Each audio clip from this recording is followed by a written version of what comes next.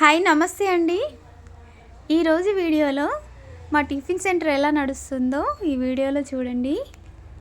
నేను జాబ్ మానేసి tiffin centre start చేసినప్పుడు బాగా రన్ అవుతుందో లేదో అని బాగా టెన్షన్ పడేదాన్ని. ఇప్పుడైతే రోజు రోజుకి టిఫిన్స్ మంచిగా సేల్ అవుతున్నాయి. నేను స్టార్టింగ్ చిన్న గిన్నెలో సాంబార్ చేసేదాన్ని. ఇప్పుడు అందరూ బాగుందని సాంబార్ ఎక్కువ తీసుకెళ్తున్నారు, అందుకే పెద్ద గిన్నెలో చేస్తున్నాను. రోజు రోజుకి కస్టమర్లు పెరుగుతున్నారు. స్టార్టింగ్ కంటే ఇప్పుడు ఎక్కువగానే వస్తున్నారు. టిఫిన్స్కి వచ్చిన వాళ్ళైతే బాగా చేస్తున్నారు.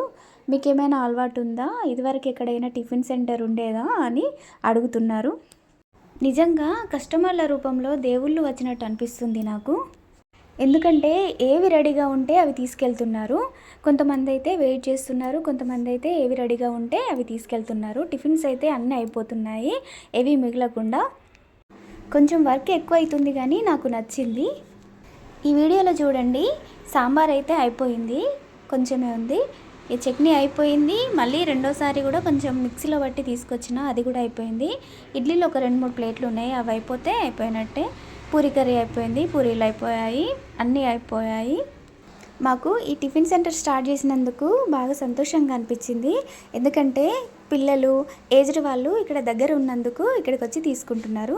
వాళ్ళకి టిఫిన్స్ అందిస్తున్నందుకు మాకు సంతోషంగా అనిపిస్తుంది. తెలిసిన అంకుల్ అయితే నన్ను ఫోటో తీయమ్మా అని అంటున్నాడు. కొంతమంది కస్టమర్లు అయితే వీడియో తీయాలంటే ఏమనుకుంటారో అని మనం తీయం కదా. ఈ వీడియో మీకు నచ్చితే లైక్ చేయండి, షేర్ చేయండి అండ్ సబ్స్క్రైబ్ చేసుకోండి. Thank you.